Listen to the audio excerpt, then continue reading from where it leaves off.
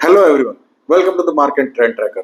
मेरा नाम सुभाष सोनभद्र है और हर हफ्ते की तरह इस हफ्ते भी हम मार्केट की ट्रेंड एनालिसिस करेंगे। ये दीपावली वाला हफ्ता रिलेटिवली शांत रहा फॉर द इन्वेस्टर्स क्योंकि ज्यादा कुछ प्राइस वॉल्यूम एक्शन देखने को नहीं मिली। तो चलिए शुरू करते हैं इस हफ्ते की एनालिसिस। पिछले 3 हफ्ते की लगातार गिरावट के बाद बाजार थोड़ा संभलता हुआ दिख रहा है और कंसोलिडेट कर रहा है। Nifty 50, Nifty total market, Nifty 500 और निफ्टी मिड कैप लगभग समान सा पैटर्न बनाते हुए दिख रहे हैं, कंसोलिडेशन जोन जैसा। जबकि स्मॉल कैप और माइक्रो कैप एक शार्प रिकवरी देते हुए दिख रहे हैं। इवन माइक्रो कैप का जो क्लोजर है वो अपने 21 डे एक्सपोनेंशियल मूविंग एवरेज से ऊपर हुआ। Finance, pharma and health care जैसे सेक्टर ने अर्ली रिकवरी शुरू कर दी है, जिनमें से कुछ ने अपने इंपॉर्टेंट सपोर्ट लेवल को रीगेन कर लिया है, जैसे कि एक्सपोनेंशियल मूविंग एवरेजेस।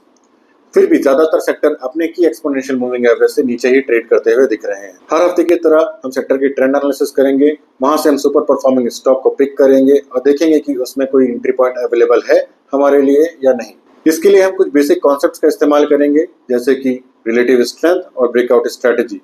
मैंने रिलेटिव स्ट्रेंथ और ब्रेकआउट स्ट्रेटेजी अपने पुराने वीडियोज में एक्सप्लेन किया है, प्लीज चेक कर लीजिए। अगर आपको कुछ डाउट होता है तो आप कमेंट बॉक्स में लिखिए, हम उसको फिर से डिस्कस कर सकते हैं और चाहिए तो हम उसके लिए सेपरेट वीडियो भी बना सकते हैं। अगर एक ब्रेकआउट गुड रिलेटिव स्ट्रेंथ के साथ और ह्यूज वॉल्यूम के साथ हो रहा है तो एक बहुत पावरफुल मूव है।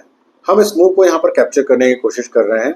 अगर हम इस हफ्ते के टॉप परफॉर्मर्स को चेक करते हैं तो media, PSU bank, metal, CPSE और रियलिटी सेक्टर्स ने सबसे अच्छा किया है, जहां की निफ्टी 50 बिल्कुल फ्लैट रहा। Health care and pharma sector ने बहुत अच्छा मूव दिखाया है इस महीने, followed by PSU bank, financial services, banks and services sector. Pharma and health care sector ने सबसे अच्छा परफॉर्म किया इस क्वार्टर में। उसके अलावा फाइनेंस, बैंक्स, कंज्यूमर ड्यूरेबल और आईटी सेक्टर ने भी अच्छा किया। अक्टूबर के महीने में फॉरेन इंस्टीट्यूशनल इन्वेस्टर्स ने बहुत कुछ बेचा और सब कुछ लगभग डोमेस्टिक इंस्टीट्यूशनल इन्वेस्टर ने खरीद लिया। रिपोर्ट्स में बताया गया कि डोमेस्टिक इंस्टीट्यूशनल इन्वेस्टर के पास लगभग 1.86 लाख करोड़ रुपए के कैश थे। शायद उनको इसी गिरावट का इंतजार था जिसको उन्होंने यूटिलाइज किया। हमारे एनालिसिस ये बताती है कि इस गिरावट का बहुत बड़ा रीजन रिटेल इन्वेस्टर है, जो अपना पेशेंस लूज कर गए और प्रॉफिट और लॉस जो भी मिला उसे बुक कर लिया। अगर हम खराब परफॉर्मेंस की बात करें तो IT, digital, services, consumer durable and finance ने बहुत खराब किया इस हफ्ते। Auto sector, oil and gas, MNC, consumer durable and consumption sector लगातार खराब करते हुए दिख रहे हैं। Oil and gas, CPSE, PSE, energy and auto sectors में लगातार कमजोरी नजर आ रही है ऑन क्वार्टरली बेसिस। जब आप सबसे अच्छे और सबसे खराब सेक्टर्स को कंपेयर करते हैं तब आप आसानी से बता सकते हैं कि जो 3 हफ्ते से फॉल हो रहा था उससे मार्केट अपने आप को रिकवर करने की कोशिश कर रहा है। जिन सेक्टर्स ने परफॉर्म नहीं किया था, जैसे कि पीएसयू बैंक, मीडिया, सीपीएसई, पिछला हफ्ता उन्होंने बहुत अच्छा किया। हो सकता है इन्वेस्टर्स इसमें अपना इंटरेस्ट फिर से दिखा रहे हों। हेल्थ केयर सेक्टर लगातार अच्छा करता हुआ दिख रहा है। चलिए उन कंपनियों को देखते हैं जिन्होंने इस ट्रेंड को बनाया। आप ये लिस्ट नोट डाउन कर सकते हैं ताकि अपनी खुद की एक वॉच लिस्ट बनाएं और अपना खुद का एक एनालिसिस क्रिएट कर सकें। जो भी हो, इस गिरते हुए या फ्लैट मार्केट में भी इन कंपनियों ने बहुत अच्छा परफॉर्म किया है। हम इसे आसानी से ये बता सकते हैं कि मार्केट में रिकवरी के संकेत दिखने लगे हैं। मार्केट बहुत बड़े फॉरेन इंस्टीट्यूशनल इन्वेस्टर्स के सेल के बावजूद कंसोलिडेशन जोन में ही रहा। 5 से 7% से ज्यादा के जंप के साथ small cap and micro cap में रिकवरी दिखाई। Pharma, health care and finance sector ने रिकवरी को लीड किया।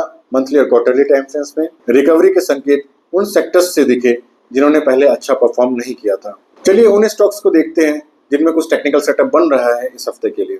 इंडियन बैंक, इसमें बहुत अच्छा प्राइस वॉल्यूम एक्शन दिखा, इसे हम वॉच लिस्ट में रख सकते हैं और ब्रेकआउट पे एक पोजीशन ले सकते हैं। पेटीएम, ये कप एंड हैंडल का एक बेस पैटर्न कंप्लीट करने वाला है, जो कि बहुत स्ट्रॉन्ग पैटर्न माना जाता है एक टेक्निकल एनालिसिस में। ये हमारे वॉच लिस्ट में शुरुआत से है और बहुत अच्छा करता हुआ दिख रहा है। सुवेन फार्मा, फ्लैट बेस से प्राइस ब्रेकआउट देखने को मिल रहा है, लेकिन वॉल्यूम नहीं है, इसलिए सतर्क रहना जरूरी होगा इस स्टॉक में एंट्री से पहले। जुबिलेंट फार्मनोवा, सुवेन फार्मा की तरह ही इसमें भी प्राइस वॉल्यूम सिनर्जी नहीं देखने को मिल रही है, तो सतर्क रहें। कुछ स्टॉक ऐसे हैं जिनमें एंट्री पॉइंट पॉसिबल नहीं है क्योंकि वो अपने बेस फॉर्मेशन से बहुत दूर है। फिर भी अगर वो स्टॉक आपके पास है तो उनमें बने रहें, जैसे कि पॉलीमेडिक्योर, ये हमारे दिवाली मुहूर्त का एक स्टॉक पिक है और बहुत अच्छा कर रहा है। बीएसई लिमिटेड, ये भी हमारी दिवाली मुहूर्त का एक पिक है। Strides pharma, max financial services limited and MCX limited. क्या आप इन सेक्टर्स या स्टॉक्स में से किसी को वॉच कर रहे हो? अगर हाँ तो अपने विचार कमेंट बॉक्स में जरूर लिखें। हर हफ्ते की तरह हम अगले हफ्ते भी एनालिसिस लेके आएंगे। अगर आपको हमारा काम अच्छा लगता है तो लाइक, सब्सक्राइब और शेयर का बटन दबाना ना भूलें। ये हमें मोटिवेट करता रहता है कि हम इस तरह के कंटेंट आपके लिए लगातार बनाते रहें। Thank you for watching, see you in next video.